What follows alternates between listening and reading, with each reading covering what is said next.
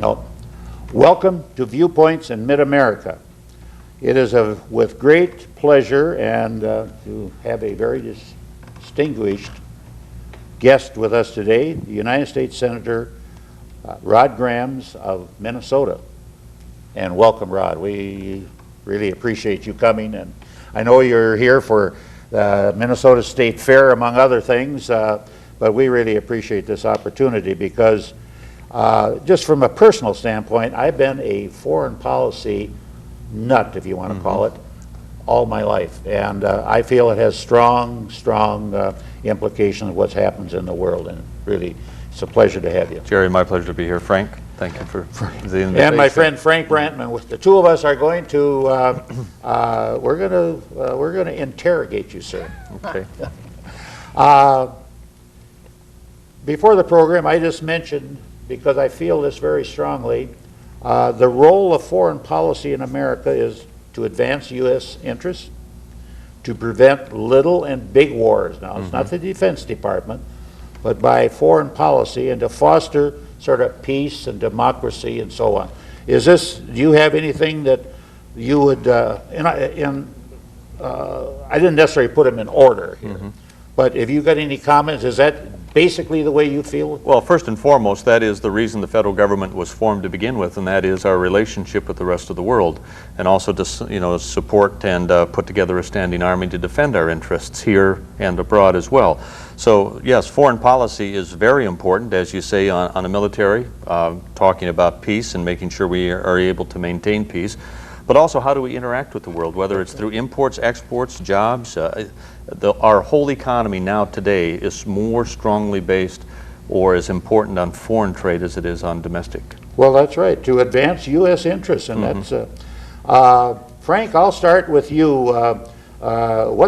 We've sort of put together a group of questions, but start with you. What question would you like to ask the Senator first? Well, I think I'd come right back into the whole foreign policy thing and say that so much of the press and so much of what we're hearing is tied to what are relatively minor issues and some of these domestic issues that are catching all the press, where the big game is really played out in foreign policy. And part of what's happening in the world, as I see it now, is that we are so involved in so many different areas that some of these countries are literally setting up a defense policy for their country that says, if we really get in trouble, the U.S. will pull us out, therefore we don't really have to expand that much. And it does bother me that we're not getting the emphasis and that people don't seem to be as We're involved. not getting emphasis where in our press, towards our people know about it? Towards our global role. You know, that really the people, take the people here in Minnesota, and maybe that comes back to what is their interest in foreign policy? What should be their interest in foreign policy? Well, again, overall, because of the peace factor and to make sure that we are secure. But secondly, if we've got some by capita more Fortune 500 companies based out of Minnesota than any state in the Union, next to New York, but per capita. And we've got huge companies like Cargill, 3M, Honeywell, many others that do an awful lot of international business. Thousands of Minnesota jobs depend on those companies, and they depend, of course, on foreign trade. So it is a very important issue, and Minnesota has a long history of being involved in international issues, and trade. Minnesota has probably is one of the leading states in fostering foreign trade. We've been in the Far East, in Korea, in Southeast Asia, et cetera, for many, many, many years. So it is in Minnesota's interest that we do have a very strong foreign policy, whether it's dealing with trade or the exports, or whether it's personal property rights, many other issues that are very important that come through our State Department and our Foreign Relations Committee. So basically, you're just saying there's a multitude of Minnesota jobs that are strictly dependent on the fact that the State Department and others advance our business interests around the world. Let's say they're not very visible to many people all the time, but they are very important. Right. You know, I just had a chance to go to China for 10 days and meet with Zhang Ziyim, the new president, or the man who is now going to replace or take that job. And he's coming over here in about 3 months. Yes, he's going to visit the East Coast, the West Coast. He'll be in Washington and out in California. We've personally given him an invitation to come to Minnesota because he wants to stop somewhere in the Midwest. He's thinking maybe of Chicago. We gave him an invitation that he would pick Yeah, tell him to Minneapolis, skip St. Paul, Chicago. and to come here to the Twin Cities. We'll show him what fall in Minnesota is like. But it's very important that that we do this. Sure. Well, Frank. you know, I think that role clearly, I mean, that's at the front end and it's important. But we see Bosnia, for instance, beginning to fire up again. And we've got people over there. And part of what comes out of all these foreign policy relationships is that at some point, But that's more a military problem. yes, but at this some point, the relationships and the way we project ourselves out into this world, at the other end of that, at some point, you're sending our boys to back up those agreements. And so consequently, the time to deal with that issue is up front in the agreements. And I guess I come back to Minnesota's role in the world, and at what point should we be sending Minnesota boys to support our programs?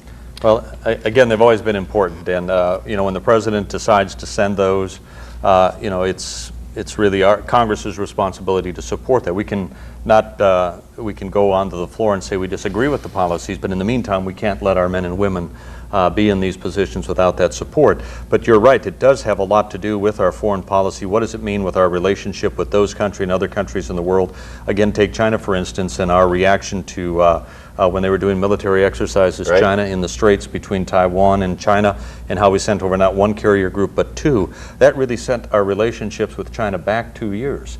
And we're just really starting to, you know, establish some of those talks and those trades. But it is very important how we react through one arm of our department or State Department and how that affects other arms of our relationships. I want to take this moment here just to applaud you for getting so deeply involved in foreign policy. I know that most senators, almost all of them, have no interest in getting involved in foreign policy and getting on the Foreign Relations Committee because, like for instance, and if you go to Amboy, Minnesota and say you're going to give $3 billion to Israel and $3 billion to Egypt, they aren't going to look with great favor on that. And I understand but I appreciate the fact that you really stepped up to do this. But now I got to ask you a question. You've been very deeply involved recently in the UN, trying to get them straightened out. Update us. Well, Jesse Helms, who is the chairman of our Foreign Relations Committee, gave me the responsibility of working out an agreement with the UN and trying to reestablish our policies. We haven't had a UN bill out of our committee in 10 years. It's all come out of appropriations, not out of foreign relations. So Jesse said this was the Congress that was going to reestablish our influence over that type of the budget, and he gave me that responsibility. We were able to broker a deal, if that's what you'd call, about bringing our arrears up to date, also keeping our current dues update, which we have, by the way, for many years. But we were able to work with the administration, with the Democratic leadership, also with the new Secretary General, Kofi Annan, and we have come to an agreement. In fact, we're in conference with it right now. We hope to have it out within a matter of days and get it to the floor for full ratification and to vote it out. Well, good show. So it's been a real pleasure. It's been an eye-opening experience, and I've been also the congressional representative to the UN. So we've spent an awful lot of time in the last 2 years. Well, as long as we're talking about the UN, you know, I mean, there's a lot of America that aren't UN lovers. I mean, my position, I think UN is needed. I'm not. It is not a frail organization. There's been a lot of faults with it. But what is your position on the UN? And don't we need it in the future? I think the UN is a very important world body, a very important tool for U.S. foreign policy. Not that it should be the policy tool that we use to shape the world, but being a partner of this, being involved with the UN, it can be very useful. It can do a lot of things that individual countries can't do. The Persian Gulf War was a good example of how we could draw people together, countries together, allies together, international relief operations, etc. But many people have concerns about how far the UN is going to go. Are we going to have a standing world army under the UN control? Well, let's hope. Let's hope not. Right. Is the UN going to have biospheres that'll have control over areas in the United States, etc.? We don't. You're referring to like the Yellowstone Park, where. Okay. Portions in Arkansas, portions up by Canada. But first and foremost in our reforms is we're saying the sovereignty question is not an issue. There is no UN sovereignty over any part of the United States or any other part of the world.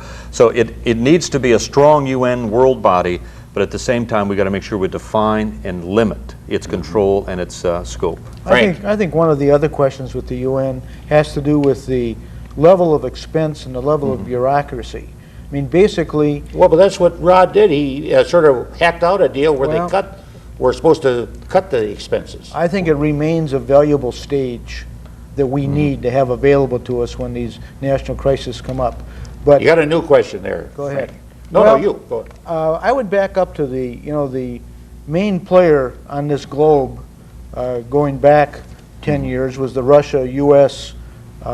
Relationship. Certainly now we've got the U.S.-China relationship is being played as more important, although the Russia one is still there. But you kind of have the feeling that sitting in the middle of this thing is Iran.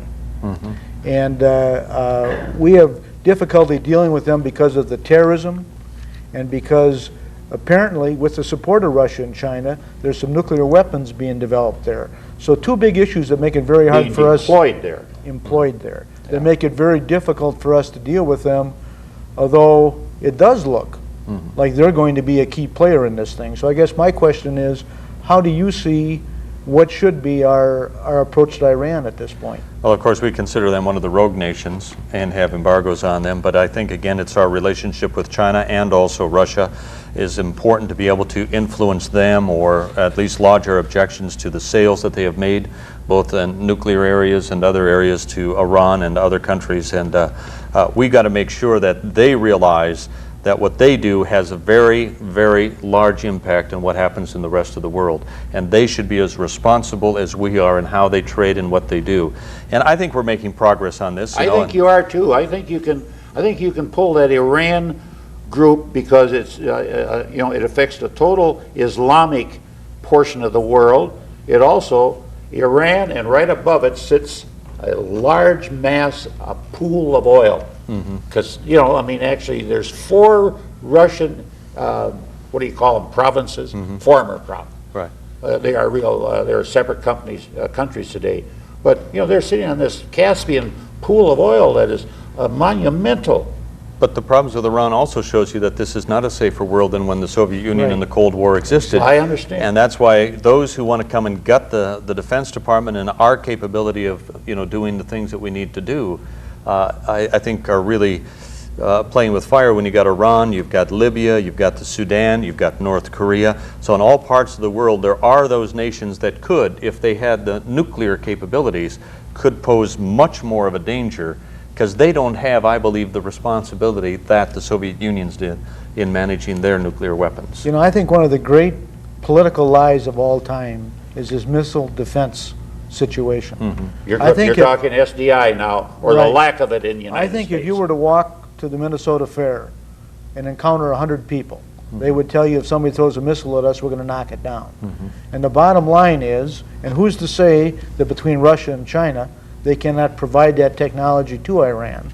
And certainly Iran would love to throw one at us. Are we capable of stopping it? There's been a lot of study being done on this, and in fact, much of the whole system is in place, a lot of it. But it does need about $40 or $50 billion over the next 5 to 10 years to put together a last link of this, and that could give us these type of capabilities, or at least move us in that direction. But today, could we stop it? Today we could not, no. Well, but of course, I don't think America knows that. Yeah, but that's a little bit out of Rod's field here, the senator's field. No, 'cause but he's it in speaks to foreign the relations. but That's it military. speaks Right. but it speaks to the importance. I understand they're very closely interlinked. I understand that. Let's go to. I feel very strongly that we have sort of missed a chord here the last couple years. Clinton early on was strong for NAFTA, and that has helped develop increased sales. But he stopped at the sort of Mexico, when Chile and Brazil and Argentina, they all want to be part. They want to get on the NAFTA bandwagon, don't they? That's right. And why shouldn't we? Well, I just had the opportunity to travel with Senator Phil Gramm down to Argentina and Chile. Okay, all right. Talking about monetary policy, Social Security reform, and NAFTA.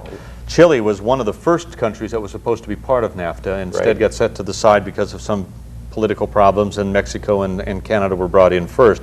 But yes, we need to look at this and expand it. The President has now proposed to Congress, not officially, but he's put it on the table, a new fast-track trade proposal to include... For the South American countries? For just Chile right now. Oh, just Chile. Right, and the McClure, which is a combination of the other countries down there, which Chile is a member of, would like to also come in, but Chile would come in first.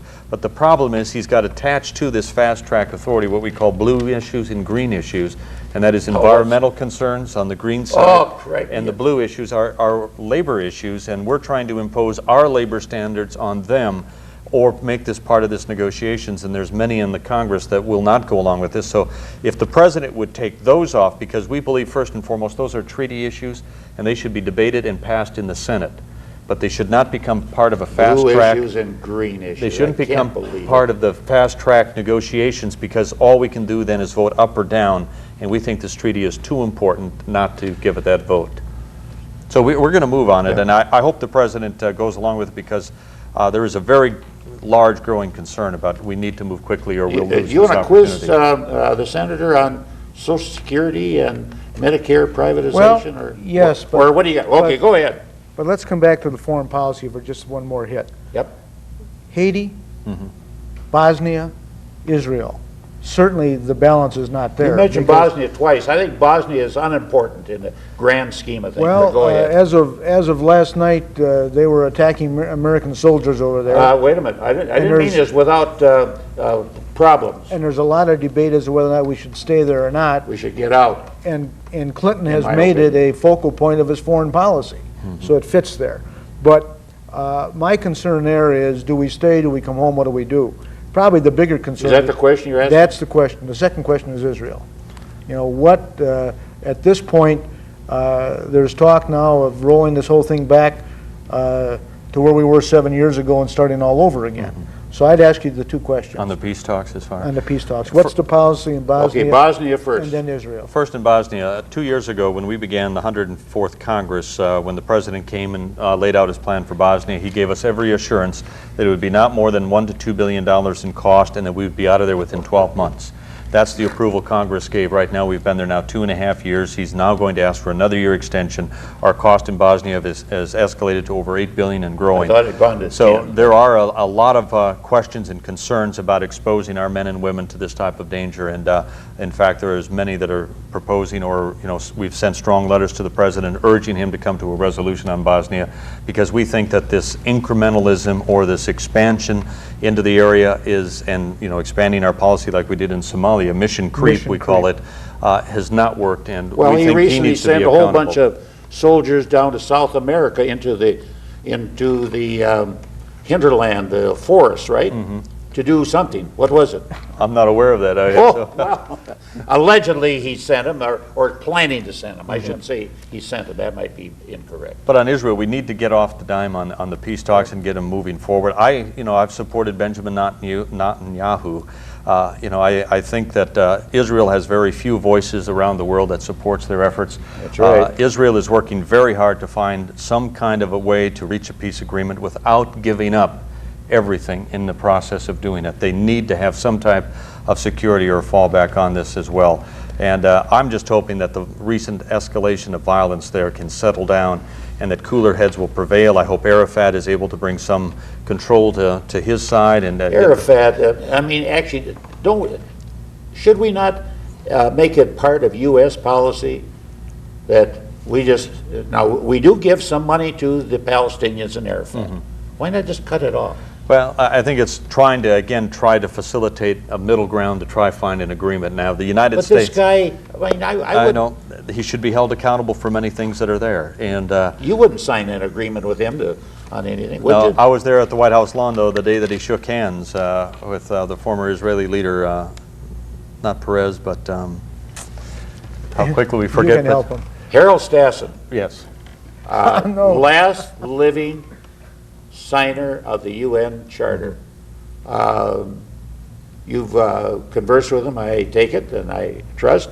Has the UN ever invited him into New York up there for just a dedication of renown? I'll tell you, we had a 90th birthday celebration for him several months here ago. Oh, is that right? And I missed that. Sorry about that. The UN Secretary Bill Richardson came out to help in the celebration. It was very nice of him to do that, to honor Harold Stassen for the work that he had done 50 years ago, and as the last living original signator on the charter.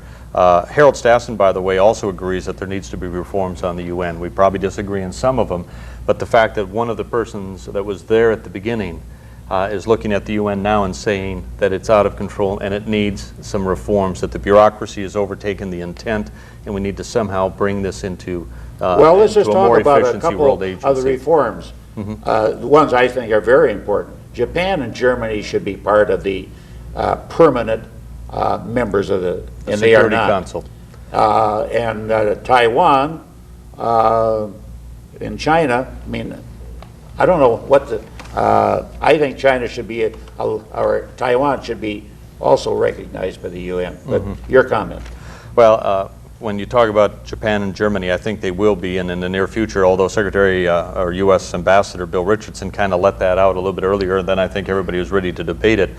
But in the very near future, I think they will be on the Security Council. Somebody's really against it. Who, isn't it China who's against it? No, not really. But the question is, should they have the veto power?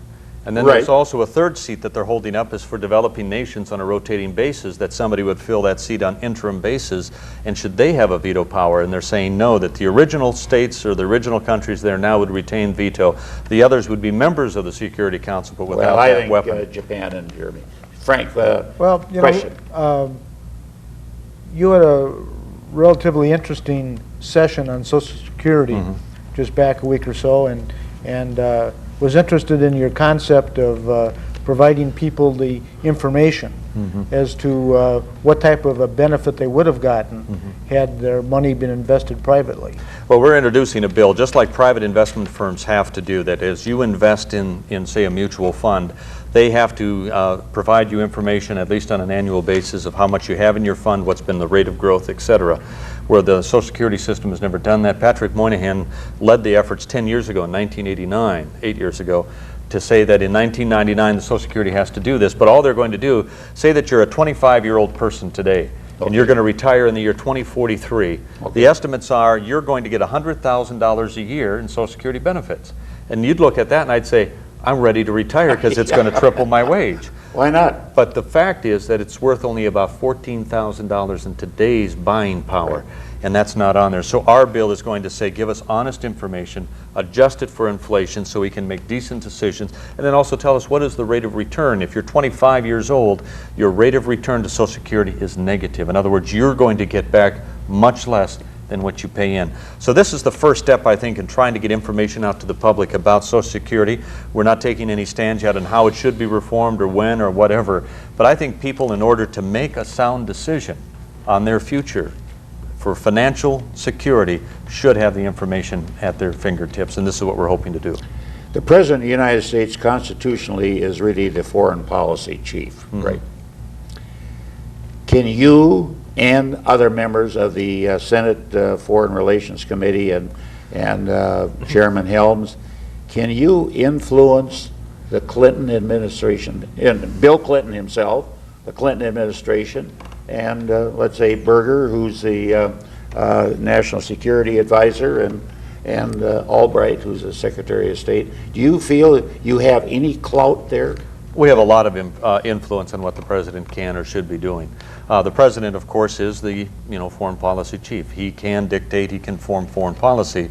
But as members of the Senate, we do send him letters outlining our concerns, offering our recommendations. And then, of course, if he tries or if he signs any treaty or reaches a treaty, it has to be confirmed by the Senate. So he's always working very closely between the administration and the Senate on that. And also when it comes to other areas of foreign policy, if the Congress strongly disagrees with him, we hold the purse strings, and he can't do anything without funding. So there is, I think, a But real... he's a pretty slick fellow, you know. Yeah, but well, once you send troops into an area like Bosnia, nobody is going to withhold funding for our men and women to ensure them that. But at the same time, we can start putting limits on it like we are now in Bosnia and saying we want a definite timetable for beginning the withdrawal because we're going to cut off funds if you don't. I mean, that's one tool that we can use. So there is a lot of mutual respect, I think, or at least recognizing that each member of Congress and the administration has a role in foreign policy. Right. Frank? I think there's a feeling on a lot of people's parts, which probably means mine, that a lot of our foreign policy through Clinton has really been directed at domestic politics. And that consequently, to a certain degree, we've gone after issues that provide some press but lack substance.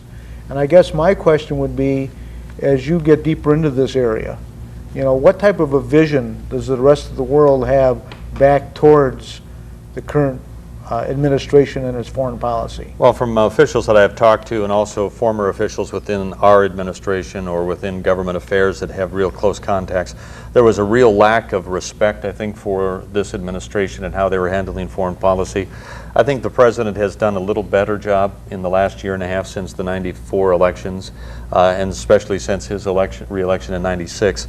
So is he hitting in the right direction? You know, Madeleine Albright, I think, brings a pretty strong voice. I mean, you can a new voice. Yeah, you can disagree with her on some things, but she is, I think, more independent than probably others have been. Than Christopher was. She has supported the reform of the State Department to give more authority and more definition and economy in that area, to again put the right hand and left hand of foreign aid and foreign affairs into one pot. So I think that the president started out very badly in foreign affairs. I think he's recovered some. I think there is still some question, especially within the Senate, maybe around the world, but let's just, you know, it's very important to the United States that the president does a good job. So we want to support him to go in the direction that we can make our best efforts. I suppose I should ask you this. I don't give a whit about it, but the press apparently does. What's your position on former Governor Weld, who resigned from Massachusetts and wants to be ambassador to Mexico? Here's a man who got bored with being governor, who had decided that he would step down to run for this position. He ran for the U.S. Senate in '96, never thought he'd have to step down as governor, though, to run for that. He has not handled himself, I don't think, in a way that distinguished himself as being able to make good decisions. I mean, if you look at his ambassadorial skills in contacting with Jesse Helms, he's been very poor at it. The Star Tribune... Hardly diplomacy. The Star Tribune, in their war against me, doesn't agree with my stand, but I think the chairman has some legitimate and strong concerns. He has made those known to the president first and foremost. I still believe the president, who said he was going to fight for this nominee, has done nothing. So I think in many ways this was a political move by the president.